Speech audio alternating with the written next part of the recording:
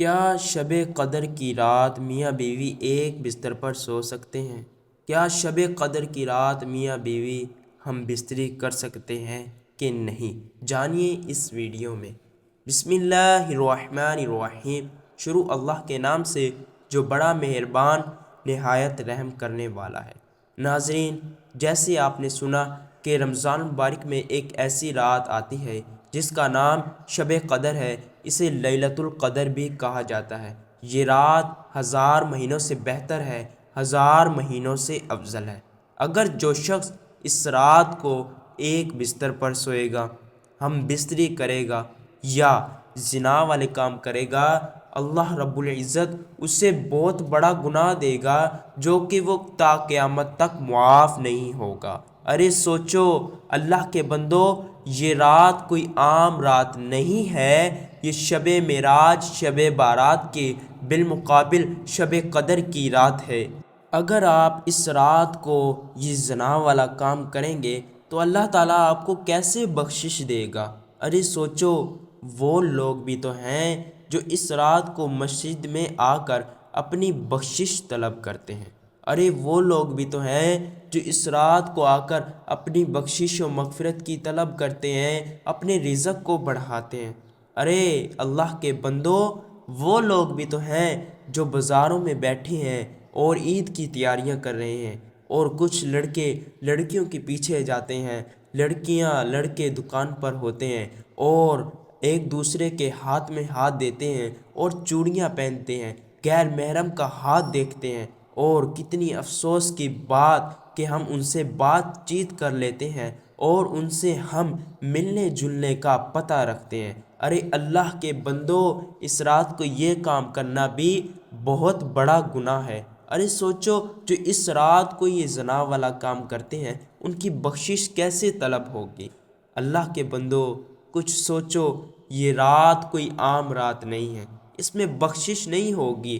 جو شخص یہ کام کرے گا وہ زنا کے مرحلے میں آتا ہے۔ باقی دن بھی تو موجود ہے، کیا آپ کو یہی دن ملا تھا کہ اس رات کو ہم یہ موج مستی کریں گے اور ہم خوش ہوں گے؟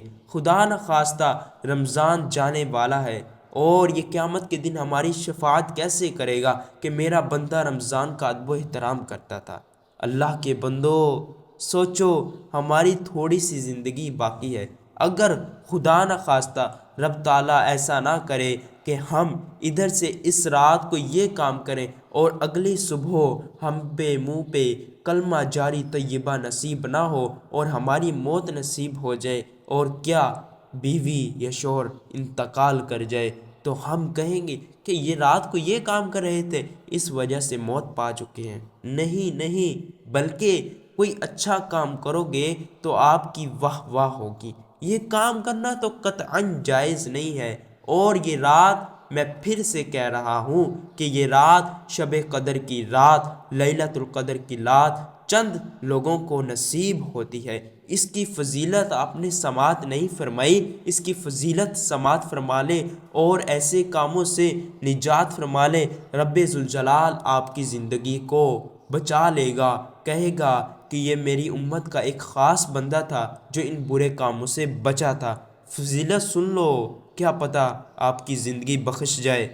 بنی اسرائیل کا ایک شخص تھا جو ساری رات عبادت کرتا تھا اور سارا دن جہاد میں مصروف رہتا تھا، اور اسی طرح اس نے 1000 مہینے گزارے، جو 1000 مہینے تقریباً 83 سال 4 ماہ بنتے ہیں۔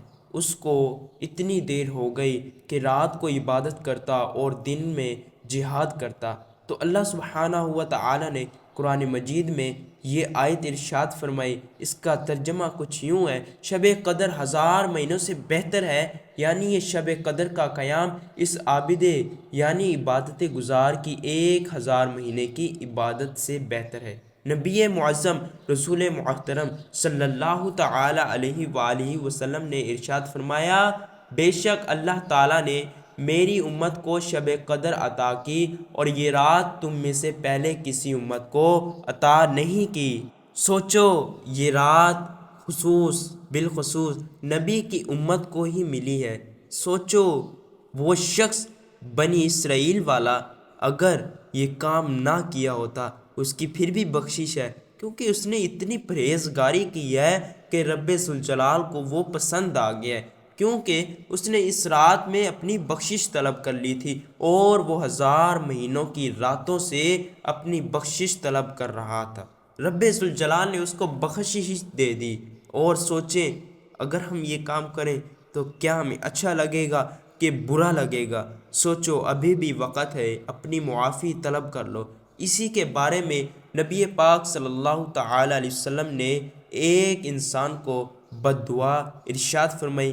کہتے ہیں کہ بد دعا تو نہیں دی لیکن دعا ارشاد فرمائی۔ یا رسول اللہ صلی اللہ تعالی علیہ وسلم نے ارشاد فرمایا، بدبخت ہے وہ شخص جس نے رمضان المبارک میں اپنی بخشش اور مغفرت طلب نہ کی، کیونکہ اللہ سبحانہ و تعالی نے اتنا بڑا مہینہ دیا ہے کہ ایک نیکی کریں تو 70 نیکیاں ملتی ہیں۔ اور دیکھیں ہم کتنی خوش قسمت لوگ ہیں کہ نبی پاک صلی اللہ تعالی علیہ وسلم نے پیدا ہونے سے لے کر اپنے آخری سانس تک ہمارے لیے دعا فرمائی کہ یا اللہ میری امت کو بخشش عطا فرما۔ لیکن امت کے حالات ہی نہیں ہے کہ ان کو کیسے بخشا جائے۔ وہ بڑی بڑی راتوں میں یہ کام کرتے ہیں، لڑکیوں کے ساتھ کام کرتے ہیں، نعوذ باللہ معاذ اللہ۔ اللہ تعالی ہمیں ایسے وقت سے بچائے۔ سوچو ابھی بھی وقت ہے، بخشش طلب کرنے کا وقت جا رہا ہے، ہاتھ سے نکل چکا ہے،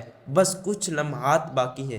پہلے سوچتے تھے رمضان آئے گا بخشش کریں گے، رمضان آئے گا بخشش کریں گے، لیکن رمضان آ گیا، جانے والا بھی ہے اور ہمیں معلوم ہی نہیں کہ ہم نے بخشش کی ہے کہ نہیں۔ جیسے آپ نے نبی پاک کی حدیث سماعت فرمائی کہ جو شخص رمضان میں بخشش طلب نہ کر سکا وہ بدبخت ہو گیا۔